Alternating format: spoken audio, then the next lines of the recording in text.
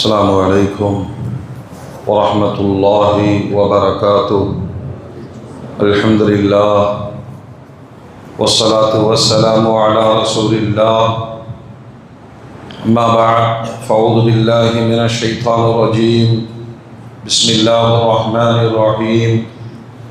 إن الله لا يغير ما بقوم حتى يغيروا ما بأنفسهم وإذا أراد الله بقوم سوءا فلا مرد له وما له من دونه من وال. وقال النبي صلى الله عليه وسلم: شعبان جنة. صدق الله العظيم وصدق رسوله النبي الكريم. اللهم صل على سيدنا محمد وعلى آل سيدنا محمد وبارك وسلم وكرم عليه. அளவிலா அருளும் நிகரிலா அன்பும் கொண்ட எல்லாம் வல்ல அல்லாஹுவின் திருநாமம் போற்றி ஆரம்பம் செய்கின்றேன். சாந்தியும் சமாதானமும் ஈருலக சர்தார் அகிலத்தின் அருட்கொடை பிரபஞ்சத்தின் பேரொளி நம் உயிரினும் மேலாகிய கண்மணி நாயகம் ஹஸரத் முஹம்மது ரசூலுல்லாஹ் ஸல்லல்லாஹு அலைஹி வஸல்லம் அன்னவர்களின் மீதும் அன்னாரின் அடிச்சுவற்றை பின்பற்றி வாழ்ந்து வழிகாட்டிய உத்தம சத்திய சஹாபாக்கள், தாபிஈன்கள், தபஅ தாபிஈன்கள், அவுலியாக்கள், நாதாக்கள், ஷுஹதாக்கள், குறிப்பாக பரக்கத்து நிறைந்த இஸ்லாமிய மாதங்களில் 8வது மாதமாக வருகை வந்திருக்கிற ஷாபானுடைய மாதத்தில் முதல் ஜுமாவில் அல்லாஹ்வுடைய இல்லத்தில் சங்கமித்திருக்கிற நம் மக்கள், உலக மூமின்கள் அனைவர் மீதும் அல்லாஹ்வின் பேரருள் என்றென்றும் நின்று நிலவட்டுமாக. ஆமீன். அல்ஹம்துலில்லாஹ். கண்ணியத்திற்கும் மரியாதைக்கும் உரிய அல்லாஹ்வின் நல்லடியார்களே, அருமையான மூமின்களே, அல்லாஹ் ஜல்ல ஜலாலுஹு ஈமானிய சமூகத்திற்கு மறுமைக்கான நன்மைகளை ஈட்டிக் கொள்வதற்கு நிறைய வாய்ப்புகளையும் சந்தர்ப்பங்களையும் அல்லாஹ் ஏற்படுத்தி தருகிறார். நபிகள் நாயகம் ஸல்லல்லாஹு அலைஹி வஸல்லம் அந்த மிகப்பெரிய வாய்ப்பாக ரமலானுடைய மாதத்தை 2 மாதங்களுக்கு முன்பிருந்தே ஆயத்தமாகி தங்களை நன்மையின்பால் ஈடுபடுத்திக் கொள்வதற்கான வழிகாட்டுதலை இந்த சமூகத்திற்கு தந்திருக்கிறார்கள். ஒவ்வொரு நாளும் யா அல்லாஹ் ரஜபிலும் பரக்கத்து செய்து, ஷாபானிலும் நீ பரக்கத்து செய்து ரமலானை அடைய வைப்பாயாக என்ற துஆவின் வழியாக ரமலானுடைய ஆயத்தம் 60 நாட்களுக்கு முன்பாகவே மேற்கொள்ளப்பட வேண்டும். ரமலானை போன்ற பெரும் பாக்கியம் இழந்தவன் நஷ்டவாளி என்ற எச்சரிக்கைகளை எல்லாம் அல்லாஹ்வுடைய ரசூல் இந்த உம்மத்திற்கு தந்திருக்கிறார். குறிப்பாக ரஜபிலும் ஷாபானிலும் நீ பரக்கத்து செய் என்ற ஒரு துஆவை மனித சமூகம் விளங்கிக் கொள்வதற்கான மிகப்பெரிய ஒரு வழிகாட்டுதலை அல்லாஹ்வுடைய ரசூல் தந்தார்கள். சமூகத்தில் அதிகமாக பயன்படுத்தக்கூடிய ஒரு வார்த்தை பரக்கத் என்பது.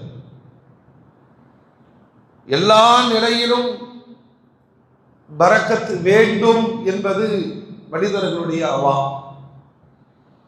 அது ஆயுஷாக இருந்தாலும், பொருளாதாரமாக இருந்தாலும், குடும்பமாக இருந்தாலும், சமூகமாக இருந்தாலும், பெருமானாருடைய வார்த்தைகளில் மிளிர்கிற இந்த பரக்கத் என்பது பொருள் குறைவு, பயன்பாடு அதிகம். அதை இன்னும் தமிழிலே அபிவிருத்தி என்று சொல்வார்கள். நேரத்தில் பரக்கத்தை செய்ய வேண்டும் என்று பெருமானார் துஆ செய்திருக்கிறார்கள். சிலருக்கு நேர நெருக்கடி, 24 மணி நேரமும் அவர்களுக்கு பற்றாது. இன்னும் சிலருக்கு 24 மணி நேரம் கழிவது பெரும் வேதனையாக இருக்கும். நேரத்தில் பரக்கத்து செய் என்று சொன்ன பெருமானார், பரக்கத்து நிறைந்த நேரமாக என் சமூகத்திற்கு அதிகாலையை அல்லாஹ் ஆக்கி இருக்கிறார் என்று சொன்னார். அதிகாலை ஃபஜ்ருடைய நேரத்தை தொழுகையோடு யார் தொடங்குகிறார்களோ நாள் முழுக்க அபிவிருத்தியையும் அவர்களுடைய காரியங்களில் சாதகங்களையும் பெற்றுக்கொள்வார்கள். அது நடப்பு சமூகத்திலே 90 விழுக்காடு இழந்திருக்கிற ஒரு அவல நிலையை நாம் இஸ்லாமிய மஹல்லாக்களில் பார்க்க முடியும். ஃபஜ்ர் என்பதே மறந்து போன ஒரு சமூகத்தை போன்று வயோதிகர்களால் மட்டும் நிரப்பப்படுகிற மஸ்ஜிதுகள். என் உம்மத்திற்கு அதிகாலையில் அல்லாஹ் பரக்கத்து செய்திருக்கிறான் என்று நபிகள் நாயகம் ஸல்லல்லாஹு அலைஹி வஸல்லம் சொன்னார். கூட்டம் கூட்டமாய் ஃபஜ்ர் தொழுதுவிட்டு சந்தைகளுக்கு சஹாபாக்கள் செல்வார்கள். இந்த நேரத்தில் பரக்கத்து இருக்கிறது, அதனை பெற்றுக்கொள்ள வேண்டும் என்பதற்காக. நிறைய பொருட்களில் அல்லாஹ் பரக்கத்தை வைத்திருக்கிறான். அதில் உச்சபட்சமாய் நபிகள் நாயகம் ஸல்லல்லாஹு அலைஹி வஸல்லம் ரஜபுடைய மாதம் முழுக்க பரக்கத்து வைத்திருக்கிறான். ஷாபானிலும் பரக்கத்து வைத்திருக்கிறான். அந்த அபிவிருத்தியை, அந்த பயன்பாடுகளை பயன்படுத்தி கொண்டு ரமலானுக்கு உங்களை ஆயத்தப்படுத்திக் கொள்ளுங்கள், உடல் ரீதியாக உள்ள ரீதியாக. அதிலே பெருமானார் ஸல்லல்லாஹு அலைஹி வஸல்லம் சொல்வார்கள், ஷாபான் அது எனக்காக வழங்கப்பட்ட மாதம், என்னை கௌரவிப்பதற்காக அல்லாஹ் வழங்கிய மாதம். ஷாபான் அது நரக நெருப்பிலிருந்து உங்களை பாதுகாக்கிற கேடயம் என்று சொன்னார்கள்.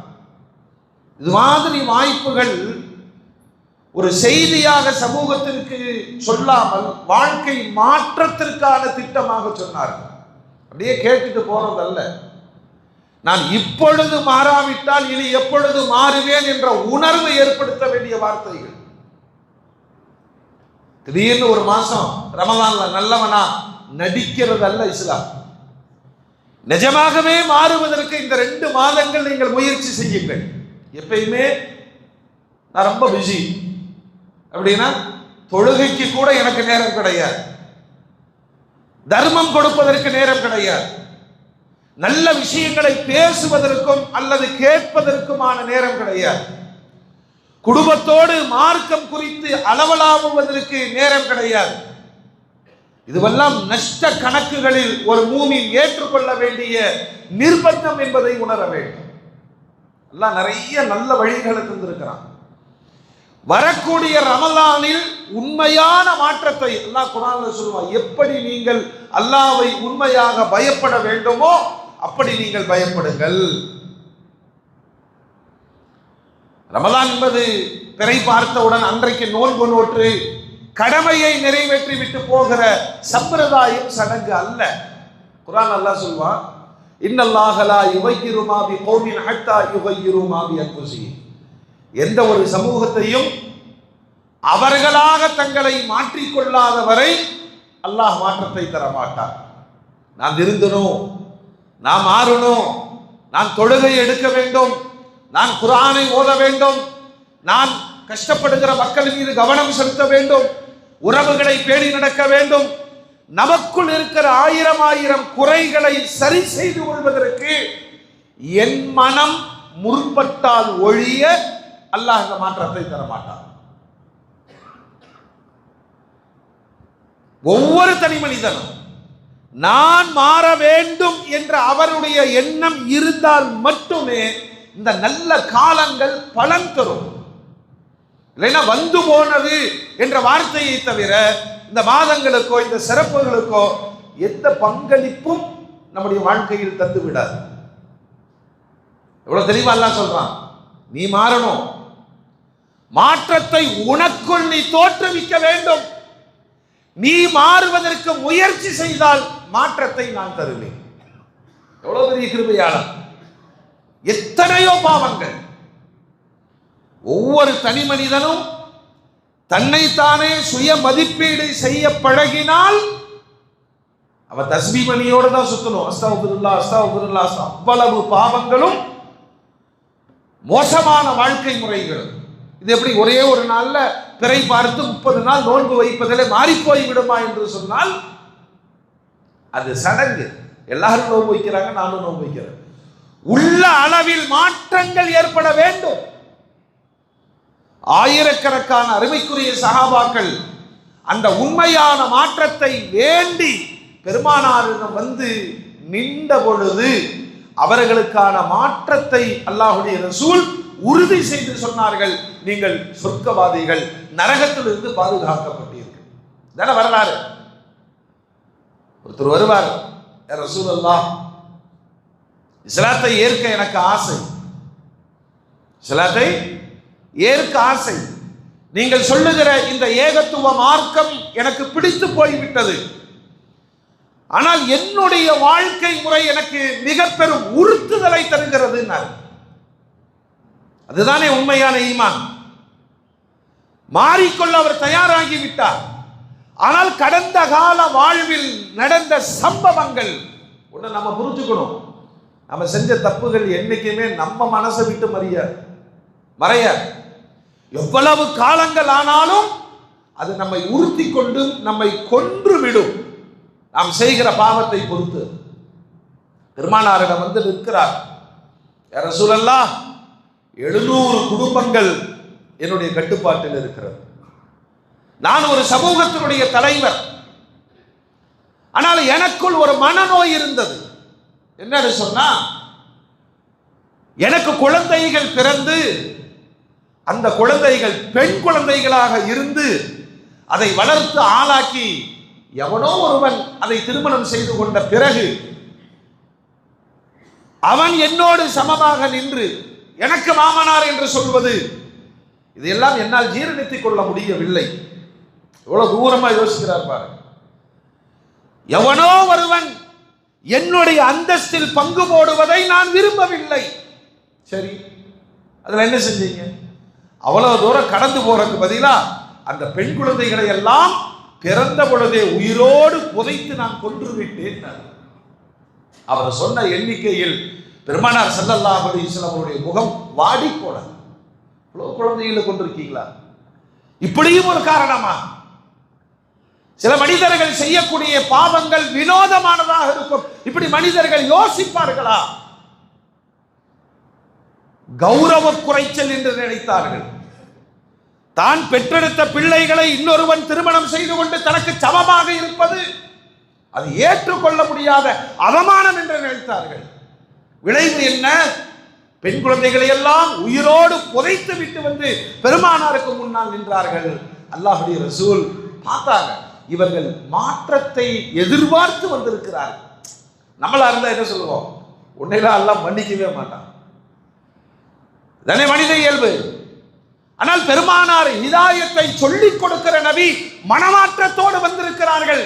சொன்னாங்க, ரொம்ப கொடூரமாக இருக்கிறது, மிக கொடூரமான எண்ணமாக இருக்கிறது, ஆனாலும் அதற்கு ஒரு வழி இருக்கிறது. நீங்கள் கலிமாவை சொல்லி விடுங்கள். அல் இஸ்லாம் யஹ்திமு மா கான கபலா. ஒருவர் இஸ்லாத்தை ஏற்றுக்கொண்டாலே போதும், முந்தைய பாவங்கள் அனைத்தையும் அது தகர்த்து தவிடுபொடியாக்கி விடும் என்று பெருமானார் சுப செய்தி சொன்னார்கள். இது சடங்குக்கு லா இலாஹ இல்லல்லாஹ் சொல்லிட்டு போறது அல்ல. யாருடைய உள்ளத்தில் மாற்றம், இந்த மாற்றத்தை இனிமேல் நான் தொழுகணும் அப்படிங்கும்போது பின்னாடி ஒன்று உதைக்குது. இத்தனை நாள் குடிச்சிட்டு இருந்தோமே, இத்தனை நாள் சீட்டு விளையாண்டு இருந்தோமே, இத்தனை நாள் அப்படி இருந்தோமே, இந்த எண்ணங்களால் மாற்றத்திற்கு வர முடியாத மனோநிலை மனிதனுக்கு ஏற்பட்டுவிடும். அதான் அவர் கேட்கிறார், இவ்வளவு குழந்தைகளை படுகொலை செய்திருக்கிறேன், எனக்கு தீர்வு கிடைக்குமா? அல்லாஹ்வுடைய ரசூல் சொன்னாங்க, ஒற்றை வார்த்தை போதும். மனமாற்றத்தோடு நீங்கள் வந்திருப்பதினால் லா இலாஹ இல்லல்லாஹ் சொல்லுங்க, அது முந்தைய பாவங்கள் அனைத்தையும் அழித்து தவிடுபடியாக்கிவிடும். அவர் கலிமா சொல்லுகிறார். பெருமானார் அவரை தட்டி கொடுக்கிறார்கள், அவருக்காக துஆ செய்கிறார்கள். உன்னுடைய கடந்த கால பாவங்கள் அனைத்தும் மன்னிக்கப்பட்டு விட்டது, புதிய மனிதராய் நீங்கள் வாழ்வை தொடங்குங்கள். யார் மாற்றத்தின் எண்ணத்திற்கு அவர் வருகிறாரோ மாற்றத்தை அல்லாஹ் தந்து விடுவார். அல்லாஹ் நமக்கும் அந்த பாக்கியத்தை நசீபாக்கி தருவானாக. எத்தனையோ ரமலான் போயிடுச்சு இல்லையா? எவ்வளவோ என்ன போராட்டங்கள். நான் மாற வேண்டும் என்று நான் முடிவெடுத்து விட்டால் அல்லாஹ் ஹிதாயத்து தருவான். இதெல்லாம் விட முடியாத பழக்கம். நான் எப்படியோ வாழ்ந்துட்டேன், அப்படியே போயிடுறேன். இது பூமியிலுக்கான அழகான வார்த்தைகள் அல்ல. இது மட்டுமல்ல, ஏதோ சந்தர்ப்ப சூழ்நிலையில் தாய் தந்தையோடு சண்டை போட்டு யாரோ எதிரி போல காலங்காலமாய் பேச்சுவார்த்தை இல்லாமல் இருக்கிற பிள்ளைகள் அல்லது பெற்றோர்கள், எல்லாம் அப்படி காலம் முடிஞ்சிரும். இல்ல இல்ல, இந்த நியாயம் நீதி மறுமை நாளில் பயங்கர விளைவாய் உருவாக்கும் என்பதைத்தான் அல்லாஹ்வுடைய ரசூல் எச்சரிக்கிறார்கள். மாறுங்கள். அப்படிலாம் யாரும் எதையும் சாதிக்க போவதில்லை. சரி, நடந்து போச்சு ஒரு சம்பவம், ஒரு கோபம், என் தாய் தானே, என் தந்தை தானே, நான் இறங்கி போய் நான் செய்த தவறுக்கு மன்னித்துக் கொள்ளுங்கள் என்று சொல்லி சமாதானத்தை உருவாக்குவது மிகப்பெரிய இபாதத். ஏன்னா அல்லாஹ்வுடைய ரசூல் ஹஜ்ஜத்துல் விதாவில் வைத்து சொன்னார்கள், ஒன்னே ஒன்று தெரிஞ்சுக்குங்க, எப்படி இபாதத்துகள் செய்தாலும் உறவுகளை முறித்தவன் ஒருபோதும் சொர்க்கத்தில் நுழைய மாட்டான். அதுக்கு மேல நீ என்ன இபாதத்து செஞ்சிருந்தால் இந்த மாற்றங்கள் எங்க அந்த அளவுக்கு வீம்பா, அந்த அளவுக்கு நான் பெரிய ஆளா? யோசிக்கிறோமா இல்லையா? ஒரு சக மூமியினிடம் 3 நாளைக்கு மேல் பேச்சுவார்த்தைகளை துண்டித்தவருடைய பிரார்த்தனைகள் ஏற்கப்படாது என்று சொல்லிக் கொடுத்தார்கள் பெருமானார். கோபதாம இருக்கலாம், 3 நாள் தாண்ட வேண்டாம்.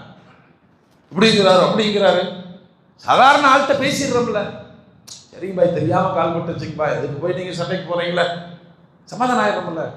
தாயோடு 15 ஆண்டுகள் 30 ஆண்டுகள், தந்தையோடு வாழ்க்கை முழுவதும் அது கூச்சம் இல்லாமல் சொல்லவும் செய்கிறார்கள். தட்ட பேச்சுவார்த்தை இல்லை.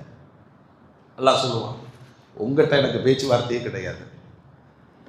மாற்றங்களை நான் உருவாக்க வேண்டும், அப்பொழுதுதான் மாற்றத்தின்பால் அல்லாஹ் வழி நடத்துவான். ஹிதாயத்துங்கிறது சும்மா இல்லையே, நான் இந்த முயற்சி பண்ண மாட்டேன், நீ வேணும்னா சொர்க்கத்தை கொடு. மோமின்களே, சராசரியாக நம்முடைய வாழ்க்கைக்குள் எத்தனையோ ரமலானை பார்த்திருக்கிறோம், எத்தனையோ ஷாபானை பார்த்திருக்கிறோம். மாற்றங்கள் என்னுள் ஏற்பட்டதா என்றால் முதல்ல என் மனோநிலையை நான் சரி செய்தால் மட்டுமே அது சாத்தியம். இந்த பயத்தினுடைய உச்சம் என்ன தெரியுமா? உமர் ரலியல்லாஹு அன்ஹு தன்னுடைய ஆட்சி எப்படி நடக்குது அப்படின்னு தானே பரிசோதனை செய்வதற்கு மதீனாவிற்குள் நகர்வலம் வருகிறார். அப்போ ஒரு கிழவியை பார்த்தாங்க, பேச்சு கொடுத்தார்கள். பேச்சுக்கு இடையிலேயே உங்க வாழ்க்கை எப்படி போயிட்டு இருக்கு? அந்த அம்மா சொன்னாங்க, நான் மதீனால பூர்வீகமா வாழ்ந்துட்டு இருக்கிறேன், ரொம்ப வறுமை, எனக்கான ஆதரவு இல்லை, இந்த ஊரை விட்டே போயிடலாம் நினைச்சிட்டு இருக்கிற தன் கஷ்டத்தை புலம்பினார். உமர் ரலியல்லாஹு அன்ஹு கேட்டாங்க, ஏமா உன்னுடைய நிலை? ஆட்சி செய்கிறாரே ஜனாதிபதி உமர், அவருக்கு தெரியுமா? இந்த அம்மா சொல்றது, ஆட்சியாளர்னா கிழக்கேயும் மேற்கேயும் நடப்பதை அறிந்து வைத்திருக்க வேண்டும். அவர் அமீருல் மூமினீன், இந்த நாட்டினுடைய ஜனாதிபதிங்கிறாரு, என் நிலையை அவர் தெரிந்து வைத்திருக்க வேண்டும். அதுதான் ஆட்சியாளருடைய அழகு. நான் போய் சொல்ல முடியுமா? ரொம்ப கஷ்டமா இருக்கு. சரி, அவர் ஏதோ வேலை பளுவுல உங்களை குறித்து தெரியாமல் இருந்திருக்கலாம், நீங்கள் மன்னித்து விடலாமே. அம்மா சொன்னது, நீங்க என்ன ஒரு நண்பரா? அல்லாஹ் உங்களுக்கு கிருபை செய்யட்டும், அவரை எதுக்கு நான் மன்னிக்கணும்? இல்லம்மா, ரொம்ப பாவம், அவர் ஆட்சியினுடைய பல்வேறு வேலைகளில் உங்களை கவனிக்காமல் இருந்திருக்கலாம். ஏன்னா உமர் நாயகத்தினுடைய பயம் என்ன தெரியுமா? நம் ஆட்சியின் கீழ் ஒரு வயோதிக பெண்மணி பாதிக்கப்படுவது, கவனிக்கப்படாமல் இருப்பது தன்னுடைய மறுமையின் சோதனையாக மாறிவிடுமோ பயந்தார்கள். பயந்தாங்க, என்ன காமிச்சிக்கவே இல்லை. கடைசியில் சொன்னார்கள், அவர் ரொம்ப நல்லவருமா உமரு, நான் வேணா ஒன்று செய்யறேன், உன்னுடைய சங்கடம், உன்னுடைய கஷ்டங்கள், இதை அவர் கண்டு கொள்ளாததுக்கு ஒரு நஷ்ட ஈடா ஒரு 25 திர்ஹம் இப்ப நான் கையில தர்றேன், நீ அவரை மன்னிச்சிரு. மன்னிச்சிரு. அந்த அம்மா கேட்குது, அவருக்காக நீங்க ஏங்க இப்படி கஷ்டப்படுறீங்க? ஒரு ஆட்சியாளர் தன்னுடைய நாட்டினுடைய அத்தனை குடிமக்களையும் தெரிந்து வைத்திருக்க வேண்டும். அவங்களுடைய ஆட்சி ஈமான் சார்ந்தது, ஆன்மீக அரசியல். கடைசியில் அந்த அம்மா கையில ஒரு 25 திரகத்தை கொடுத்து, ஒரு தோளிலே இவர் மீது நான் கொண்டிருந்த கோபம் அல்லது இவர் எனக்கு அநியாயம் செய்திருந்தார் என்ற எண்ணத்தை நான் மன்னித்து விட்டேன் அப்படின்னு எழுதி வாங்கினாங்க. இதெல்லாம் நடந்துட்டு இருக்கும் போது 2 சஹாபாக்கள் வந்து ஜனாதிபதியே அஸ்ஸலாமு அலைக்கும். அந்த அம்மாவுக்கு தூக்கி வாரி போட்டுச்சு. ஜனாதிபதி இருந்தா இவ்வளவு நேரம் சண்டை போட்டு இருந்தோமா? பயந்து விட்டது. ஆட்சியாளர்கள் கடும் நடவடிக்கைகள் எடுப்பார்கள். உமர் ரலியல்லாஹு அன்ஹு சொன்னாங்க, என்னுடைய கண்ணை திறந்தவர் நீங்கள், என்னுடைய கடமையின் மீது உணர்வை ஏற்படுத்தியவர் நீங்கள். இந்த துனியாவில் எனக்கு உமர் அநியாயம் செய்து விட்டார் என்று என்னிடம் நீங்கள் சொன்னதை போல் மறுமையில் அல்லாஹ்விடத்திலே சொன்னால் என்னுடைய வாழ்வு என்ன ஆகும்? எப்படிப்பட்ட ஆட்சியாளர்! அதை வாங்கி ரொம்ப காலம் வச்சிருந்தாங்க. அந்த பெண்ணிடம் கையெழுத்து வாங்கிய அந்த தோலை ரொம்ப காலம் வைத்திருந்தார்கள். தன்னுடைய சக்கராத்தின் வேளையில் சொன்னார்கள், என்னுடைய கபரில் கஃனோடு அந்த தோல் ஒரு கிழவியினுடைய சாட்சியை வைத்து என்னை புதையுங்கள், அடக்கம் செய்யுங்கள் என்று உமர் ரலியல்லாஹு அன்ஹு வசியத் செய்தார். மூமின்களே, ஒரு மூமியினுடைய வாழ்வு எந்த நேரத்தில் உண்மையான மாற்றத்தை நோக்கியதாக இருக்க வேண்டும். அதுதான் இஸ்லாம் சொல்லுகிற பாடம். நீங்க சடங்கு சம்பிரதாயத்தை பேண வேண்டிய அவசியம் இந்த மார்க்கத்தில் இல்லை. நீ தொழுகிறையா? அல்லாஹ்வுக்காக தொழுது முடிஞ்சு. பிறருக்காக தொழுவதோ அல்லது சோம்பலாக தொழுவதோ, தொழுகை மீது கவனம் இல்லாமல் இருப்பதோ யாருக்கு தேவை? அல்லாஹ்வுடைய ரசூல் ஒரு வார்த்தையில சொல்றாங்க, உங்களை நரகத்திலிருந்து பாதுகாக்கிற கேடயம் ஷாபான். என்னை மரியாதை செய்வதற்காக அல்லாஹ் கொடுத்த மாதம் ஷாபான். ஆயிஷா ரலியல்லாஹு அன்ஹா சொல்லுவாங்க, நாங்கள் பெருமானாரை கண்காணிப்போம். எல்லா சஹாபாக்கிட்ட இருந்த பழக்கம். பெருமானார் எதையெல்லாம் செய்கிறார்களோ அதை அப்படியே செய்துதான் வரலாற்றை நம் வரைக்கும் கொண்டு வந்து சேர்த்திருக்கிறார். அல்லாஹ்வுடைய ரசூல் 12 மாதங்களில் ரமலானுக்கு அடுத்து ஷாபானுடைய மாதத்திலேயே அதிகம் நோன்பு வைத்தார்கள். அப்படின்னா அதை எப்படி விவரிக்கிறாங்க தெரியுமா? இவ்வளவு நோன்பு வைத்தார்கள், நாங்கள் நினைத்தோம் ரமலானை போன்று ஷாபானிலும் முழுமையாக நோன்பு வைப்பார்கள் என்று நினைத்தோம். இடையில் பெருமானார் நோன்பை முறித்து விட்டார்கள். பெருமானார் நோன்பு வைக்க மாட்டார்கள் என்று நாங்கள் நினைத்தோம், நோன்பு வைத்தார்கள். அப்படின்னா ஏனைய மாதங்களில் பேணப்படுகிற நபிலான உபரியான நோன்புகளை விட ஷாபானுடைய மாதத்தில் அதிகபட்சமான நோன்புகளை வைத்து ரமலானுக்கான ஒரு முன் தயாரிப்பை நபிகள் கோமான் ஸல்லல்லாஹு அலைஹி வஸல்லம் என்ன சொல்றாங்க தெரியுமா? நான் மாறினா மட்டும்தான் மாற்றங்கள் என்னை நோக்கி வரும். ரமலான் அன்னைக்கு ஒரு நோன்பு வச்சுட்டு முதல் நாள் பார்த்தீங்கன்னா 99% ஜனாசா மாதிரியே தான் இருக்கும். அன்னைக்கு ஃபுல்லா பாருங்க, முதல் நோன்பு வச்சுட்டு ஒரு மாதத்திற்கு முன்பு நோன்பு எடுத்து பயிற்சி எடுங்கள். ரமலானுடைய மாற்றத்திற்கு என்னை நான் தயார்படுத்திக் கொண்டேன். சந்தோஷமா? ஏன்னா 1க்கு 70, 1க்கு 700 மடங்கு வரைக்கும் ரமலானுடைய நன்மைகள் உனக்கு கிடைக்க போகிறது என்றால் ஆயத்தப்படு. ஆயிஷா ரலியல்லாஹு அன்ஹா சொல்றாங்க, நபிகள் கோமான் ஸல்லல்லாஹு அலைஹி வஸல்லம் சொல்லுவார்கள், எனக்கு ரொம்ப பிரியமான மாதம் ஷாபானுடைய மாதம் தான்.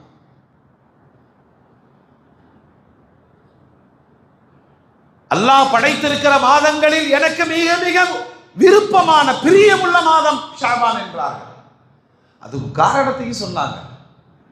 ஷாபானுடைய மாதத்தில் நமக்கு தெரியும், பிறை 15 நிஸ்பு ஷாபான், பராத்துடைய இரவு சமூகம், அதை நடைமுறைப்படுத்தி கொண்டிருக்கிறோம் இல்லையா? அமல்கள் உயர்த்தப்படுகிற மாதம். ஒரு மனிதனுடைய முழு ரிப்போர்ட், ஒரு ஆண்டினுடைய செயல்பாடுகள் அல்லாஹ்விடத்திலே சமர்ப்பிக்கப்படுகிற நாள். அதனால என்னை பற்றி தகவல்கள் அல்லாஹ்விடத்திலே சமர்ப்பிக்கப்படும் பொழுது வஅனா ஸாயிம், நான் நோன்பாளியாக இருக்கும் நிலையில் என்னை குறித்து தகவல்கள் அல்லாஹ்விடத்தில் சமர்ப்பிக்கப்பட வேண்டும், அதை நான் விரும்புகிறேன் என்று நபிகள் கோமான் ஸல்லல்லாஹு அலைஹி வஸல்லம் சொன்னார். முஃமின்களே, மறுமை நம்புறோங்கிறது மட்டுமல்ல, இந்த மறுமையினுடைய நம்பிக்கையை உண்மைப்படுத்தும் செயல்பாடுகள் இருக்கணும். என்னுடைய அமல்கள் உயர்த்தப்படும் அப்படின்னா, இப்ப நம்முடைய அமல்கள் உயர்த்தப்படுமே, நம்மை குறித்து அல்லாஹ்விடத்தில் எது மாதிரியான காட்சி அங்கு நிறுவப்படும்? இவருடைய அமல்களை நாங்கள் சேகரித்து கொண்டு வரும் பொழுது இவர் வட்டி எவ்வளோன்னு பேசிட்டு இருந்தாரு, இப்படி சமர்ப்பிக்கப்பட்டால் எப்படி இருக்கும்? ஒரு அந்நிய பெண்ணோடு தகாத பேச்சுக்களை பேசிக் கொண்டிருந்தார், பொருளியலில் மோசடியில் ஈடுபட்டு இருந்தார், இவர் காட்சிகளில் மோசமான காட்சிகளில் ஈடுபட்டு இருந்தார். ஒரு மூமின் பயப்பட வேண்டும். தன் அமல் அல்லாஹ்விடத்திலே சமர்ப்பிக்கப்படும் பொழுது அவன் நிலையோடு சேர்த்து சொல்வார். ஒரு ஹதீஸ்ல தினசரி மலாயிகத்து மாறுகளிடம் அல்லாஹ் விசாரிக்கிறார். மலாயிகத்து மாறுகளுடைய டியூட்டி என்னன்னா, ஃபஜ்ரிலிருந்து அசர் வரைக்கும் பகல் டியூட்டி, அசரிலிருந்து ஃபஜ்ர் வரையிலும் இரவு நேர டியூட்டி. இந்த 2 நேரத்தில் தான் நாம் தொழுகைக்கு பிறகு சுப்ஹானல்லாஹ் அல்ஹம்துலில்லாஹ் அல்லாஹ் அக்பர் தஸ்பீஹ் செய்து கொண்டிருக்கிறோம். இந்த வானவர்கள் புறப்பட்டு போகிற பொழுது அல்லாஹ் கேட்பான், அடியார்களை எப்படி விட்டுட்டு வந்தீங்க, எந்த நிலையில இருந்தாங்க? அல்லாஹ் உன்னை தக்பீர் சொல்லி கொண்டிருந்தார்கள், தஸ்பீஹ் செய்து கொண்டிருந்தார்கள், லா இலாஹ இல்லல்லாஹ் என்று சொல்லி கொண்டிருந்தார்கள். இந்த காட்சியை அல்லாஹ்விடத்திலே உருவகப்படுத்துவார்கள். அதைத்தான் அல்லாஹ்வுடைய ரசூல் விரும்புகிறார். என்னை பற்றி சொல்லப்படும் பொழுது நான் நோன்பாளியாக இருக்க வேண்டும். இது இந்த உம்மத்தை கடைபிடிக்கணுமா இல்லையா? இந்த உம்மத்தை கடைபிடிக்கணுமா இல்லையா?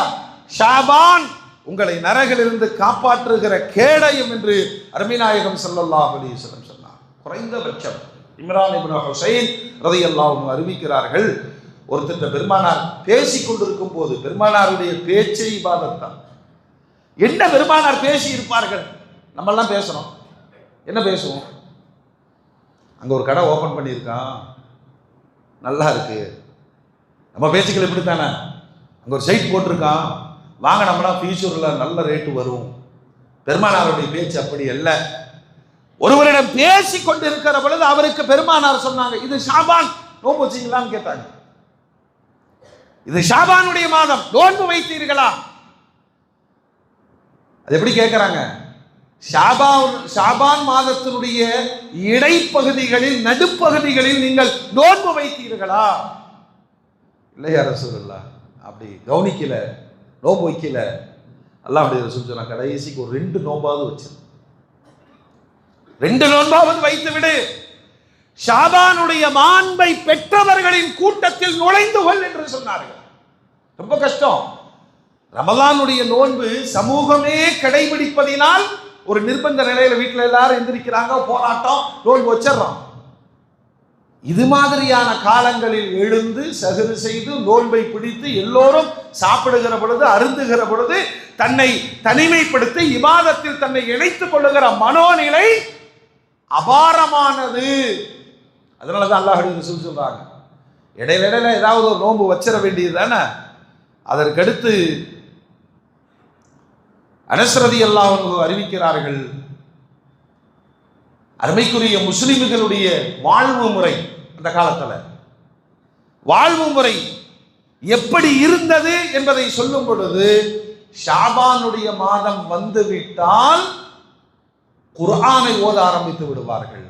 நம்ம உம்மத்தில் அல்லாஹ் மன்னிக்க வேண்டும், நாங்கள் தொடமாட்டோடு உறுதியா இருக்கிற ஒரு பேர் இழப்பு குர்ஆன் ஓதாமை. ஆண்கள்ட்ட இல்லை, சொல்லுங்களேன், பெண்ணுகள்ட்ட இல்லை, எல்லார் கையில போன கொடுத்துட்டோமா? குர்ஆனை ஓதுகிற மாதம் முஸ்லிம்களுடைய வழமையில் இருந்ததை குறிப்பிடுகிறார்கள். ரமலானுடைய மாதத்தில் குர்ஆன் இறக்கப்பட்டது. குர்ஆனுக்காக வேண்டிய ரமலானை அல்லாஹ் விழா காலமாக மாற்றினான். அப்படின்னா அந்த குர்ஆனோடு ஐக்கியப்படுவதற்கு ஷாபானை நீங்கள் ஆரம்பித்து விடுங்கள். முஸ்லிம்கள் ஷாபானுடைய மாதத்தில் குர்ஆன் ஓதுவதற்கு தொடங்கி விடுவார்கள், ஆயத்தமாகி விடுவார்கள். இவ்வளவு அற்புதமான நன்மைகளை கொண்ட ஷாபான் நம்மிடத்தில் வந்திருக்கிறது.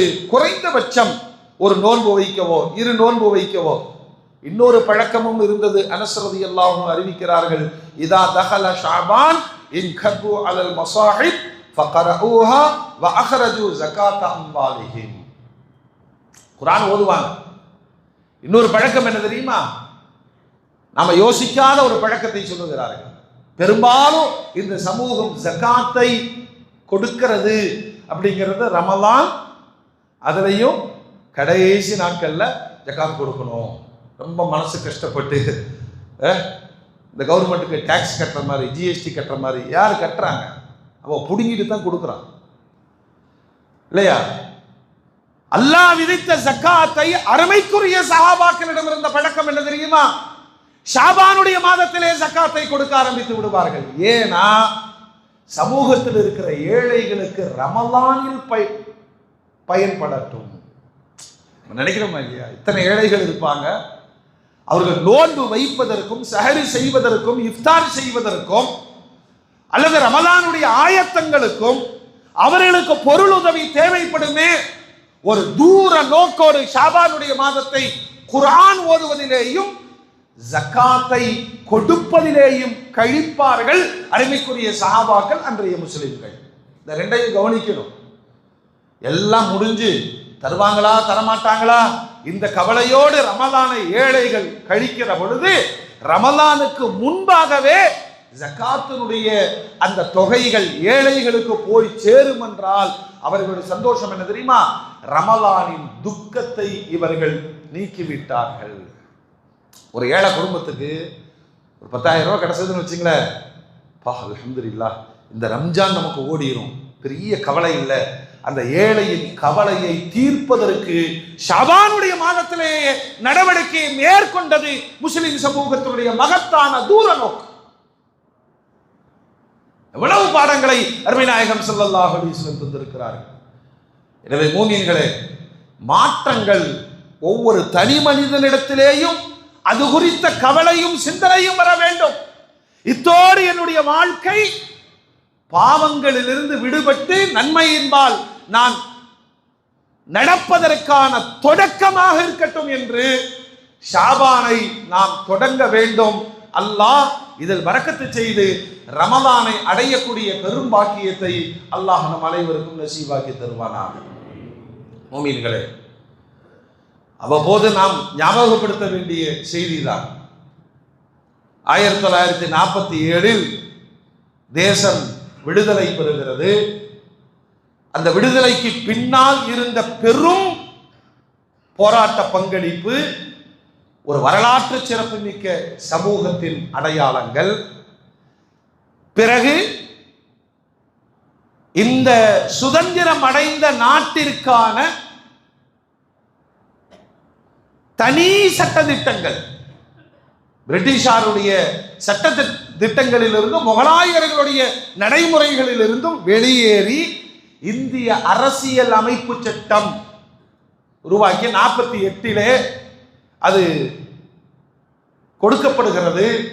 ஒரு பெரிய குழு அம்பேத்கருடைய தலைமையில் அது பரிசீலனை செய்யப்பட்டு 1950 அது நடைமுறைக்கு கொண்டு வரப்பட்டதை குடியரசு என்று இந்த நாடு கொண்டாடுகிறது. அப்படின்னா மன்னராட்சி முறை அல்ல, அடிமை சமூகம் அல்ல. அமெரிக்காவினுடைய ஆபிரகாம் லிங்கன் தான் இந்த குடியரசு என்பதற்கான ஒரு விளக்கத்தை அருமையாக சொல்லிக் கொடுத்தார். மக்களால் மக்களே ஆட்சி செய்யும் மக்களாட்சி தத்துவம் தான் குடியரசு. இது அப்படியே வச்சுக்கோ, இந்த வரலாறுலாம் நமக்கு தெரியும் இல்லையா? இந்த சுதந்திரத்திற்கு பாடுபட்டவர்கள், சுதந்திரத்தினுடைய காலகட்டத்தில் இருந்தவர்கள், முதலாய் ஆட்சி பீடத்திற்கு வந்தவர்கள், இந்த வரலாறுகள் யாவும் இன்றைய தேதியில் குழி தோண்டி புதைக்கப்பட்டு காவிக்கொடியை தேசம் முழுக்க கொண்டு வர வேண்டும் என்ற ஒரு வெறியோடு சுற்றுகிற கும்பலின் ஆட்சியை தான் இந்த தேசம் இன்றைக்கு எதிர்கொண்டு இருக்கிறது. நாக்பூர் தலைமையாக கொண்ட பாசிச பயங்கரவாதத்தினுடைய கொள்கை என்ன தெரியுமா? நாங்கள் தேசிய கீதம் இசைக்க மாட்டோம், தேசிய கொடியையும் ஏற்ற மாட்டோம். இப்படி ஒரு ஆட்சி தொடர்ந்து ஒரு நீண்ட காலமாக இருப்பதும் இனி அது தொடரப்போவதும், தமிழ்நாட்டிலும் கூட அந்த ஆட்சி வந்துவிட வேண்டும் என்பதற்கான சூழ்ச்சிகளில் பரபரப்பாக நாடு போய் கொண்டிருக்கிற வேளையிலே சமூகம் யோசிக்கணும். இது யாரோ செய்யறாங்க நமக்கு என்ன அப்படிங்கிறது அல்ல. இன்றைக்கு இருக்கிற சூழ்நிலையில் வளரும் தலைமுறைக்கு வரலாற்றின் உண்மைகளை சொல்ல வேண்டியது வாழும் சமூகத்தின் கடமை. வடக்குல மிகப்பெரிய போராட்டத்தை சிறுபான்மை சமூகம் சந்தித்துக் கொண்டிருக்கிறது. நான் பலமுறை சொன்னது உண்டு, ஆசைப்பட்டு பள்ளிவாசல்லாம் கட்டிடுவோம், மதரசாலாம் கட்டிடுவோம், கூப்பிட்டு கேட்ட டாக்குமெண்ட் யார்ட்டுமே இருக்காது.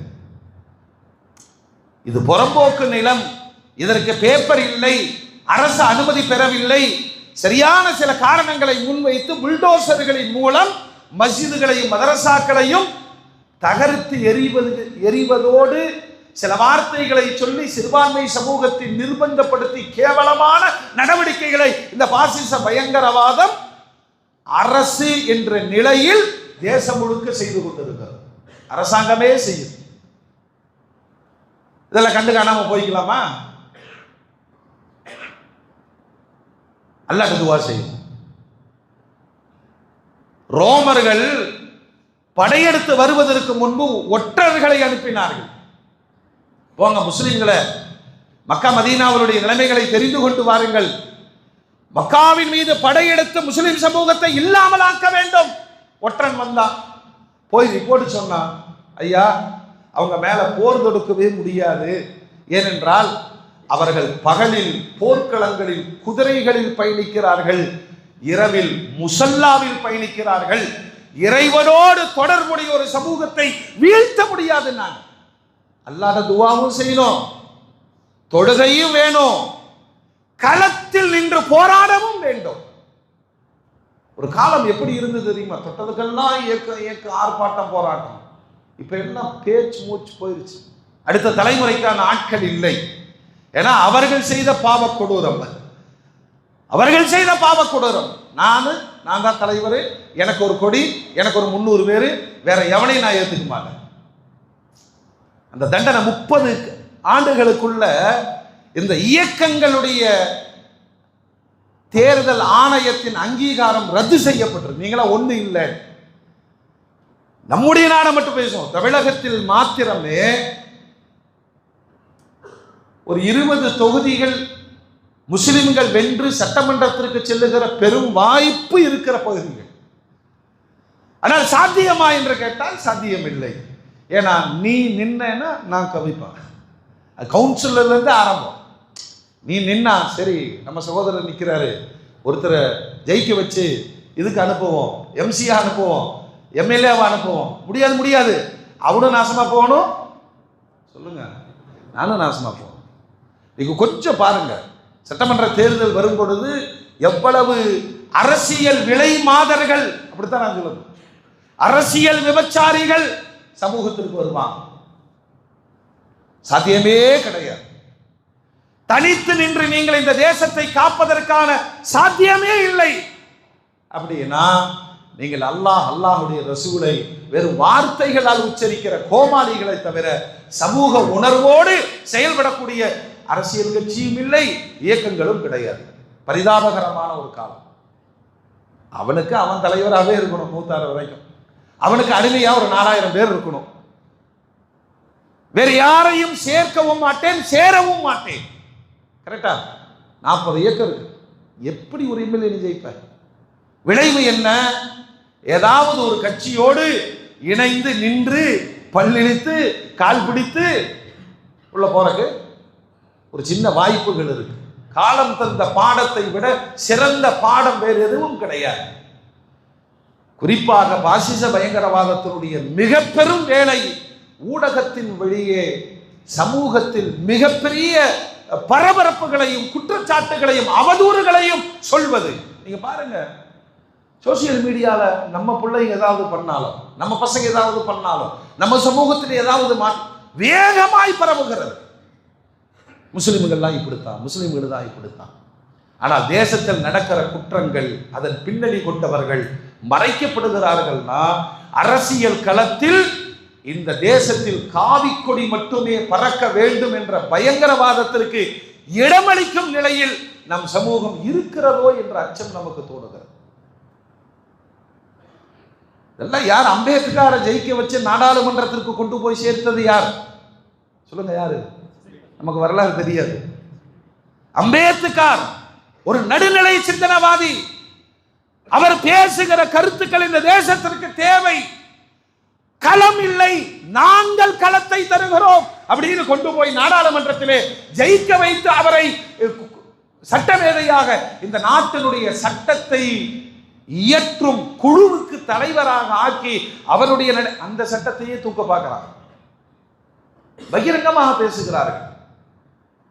எவ்வளவு காலம் ஒரு பாதிரியார் வாயிலை சாணத்தை திணித்து மோசமான நடவடிக்கைகளை பாசிச பயங்கரவாதம் செய்கிறது. தமிழ்நாட்டில் இல்லைன்னு சொல்ல முடியாது. அதற்கான களங்களை உருவாக்கி விட்டு இருக்கிறார்கள். இன்னமும் இந்த பசங்க விபரீதங்கள் புரியாமல் தற்குறிகளுக்காக தங்களை தற்குறியாக மாற்றிக்கொண்டு சுற்றுகிற இளைஞர்கள் கூட்டம். ரொம்ப பயப்படணுமா இல்லையா? அல்லாஹ்வுடைய ரசூல் ரெண்டுமே சொன்னாங்க. துனியாவும் வேணும், துனியாவிலே நம்மை காப்பாற்றிக் கொள்வதற்கான சூழ்நிலைகளையும் கவனிக்க வேண்டும். மதீனால ஒரு பெரும் சப்தம் நடுநிசி நேரத்தில் பயந்து போன சஹாபாக்கள் குழுவா சேர்ந்து என்ன நடந்துச்சுன்னு போய் பார்க்கும் பொழுது அங்க அல்லாஹ்வுடைய ரசூல் முதல் ஆளா இருக்கிறாங்க. சொன்னாங்க, நான் பார்த்துட்டேன், நம் மதீனாவிற்கு எந்த அசம்பாவிதமும் இல்லை. ஒரு சமுதாய தலைவர், ஒரு ஆன்மீகத்தை சொன்னவர், ஈமானை சொன்னவர், மறுமையை சொன்னவர், மன்னரையை சொன்னவர், சமூக பாதுகாப்பிலும் முதன்மையாக நின்று வழிகாட்டினார்கள். உங்களை சுற்றிலும் நடக்கிற பயங்கரவாதத்திலிருந்து சமூகத்தை காப்பாற்றுவது கடமையினார்.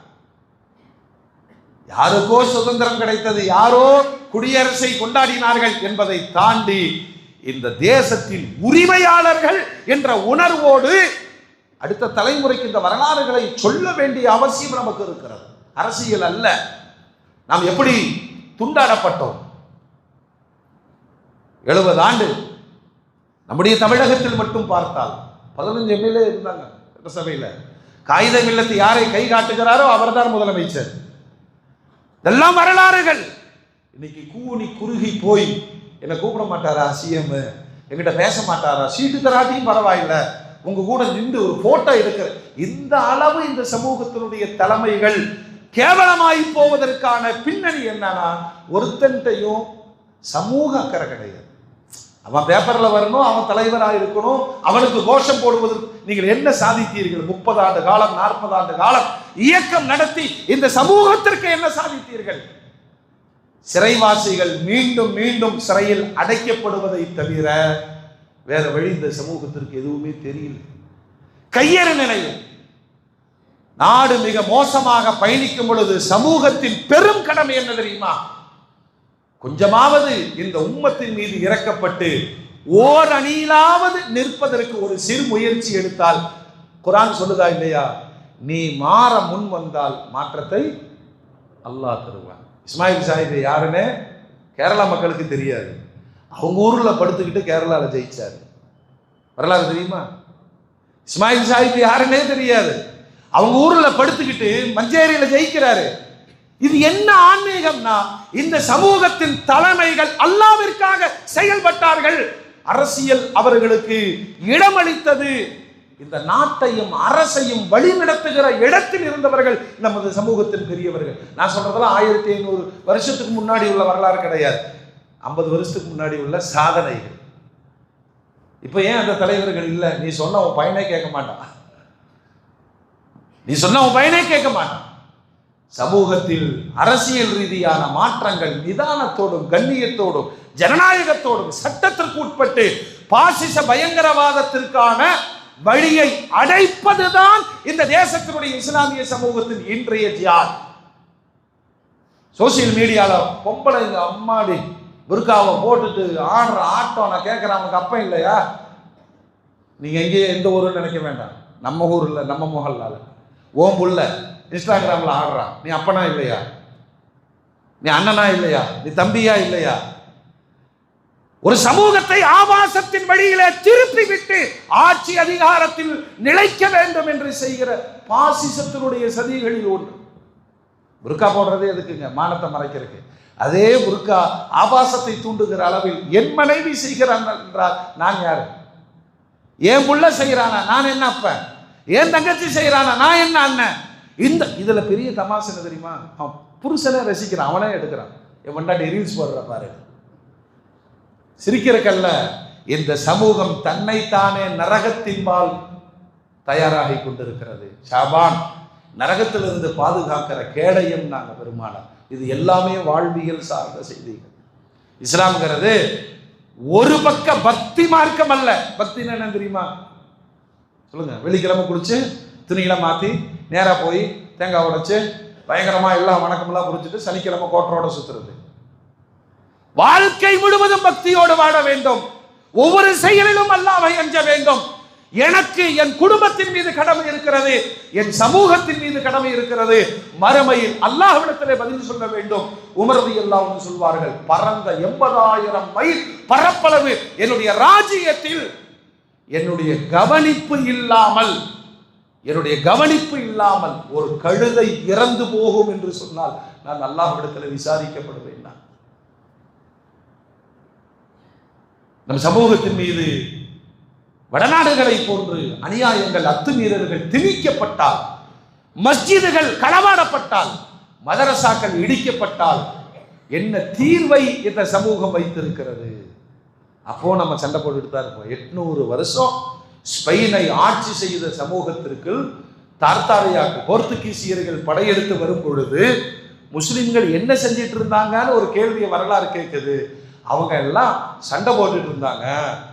நீ பெரியவனா நான் பெரியவனா, சிறுநீர் கழிச்சிட்டு டேலா பிடிக்கிறது சிறந்ததா, தண்ணீர் ஊற்றி கழுகிறது சிறந்ததா, தங்கள் மீது தாக்குதல் நடத்தப்படுவதை கூட கவனிக்காமல் உள்சண்டையினால் நாட்டையே இழந்த சோகம் என்று ஸ்பெயினுடைய வரலாறு உலகத்திற்கு எச்சரிக்கிறது. இப்படியே சொகுசா இருந்துருவோம், ஜும்மா தொழுதுட்டா திருமண இடமெல்லாம் பிரியாணி, இப்படியே சொகுசா இருந்துருவோம். எல்லாம் மன்னிக்கணும். 1 மணிக்கு முன்னாடி எந்த குடும்பத்திலையும் தூங்குறது இல்லை. 11 மணிக்கு போன் பண்ணி தூங்கிட்டீங்களான்னு கேட்கறான். வேற என்னடா செய்யறது? அப்படி தூங்கினவன மனுஷனாவே மதிக்கிறது இல்லை. நல்லா அதனாலதான் ஃபஜ்ர் தொழுதவன கூப்பிட்டவனுக்குலாம் திருப்பி கூப்பிடுவான், எடுக்க மாட்டான். ஏன்னா மையத்தாய் கிடப்பான். மறுபடியும் காலையில் 11 மணிக்கு அசரத்து கூப்பிட்டீங்களா, சுபு தொழுதியா, மௌத்தா போயிட்டியா? இரவை பகலாக்கி பகலை இரவாக்கி அல்லாஹ்விற்கு வெறுப்பான ஒரு சமூகம். எதிரிகளை சாட்டி அல்லாஹ் நம்மை சோதிப்பதற்கு முன்பாக மாறிக்கொள்ளுகிற வாய்ப்பு ஷாபான். மாற்றத்தை நிச்சயம் அல்லாஹ் தருவான். உண்மையான மூமின்களாக ஷாபானை பயன்படுத்தி ரமலானை ஆத்மார்த்தமாய் அனுபவிக்கக்கூடிய பாக்கியத்தை அல்லாஹ் நசீபாக்கி தருவானாக. வாஹிரு தஅவானா அல்ஹம்துலில்லாஹி ரப்பில் ஆலமீன்.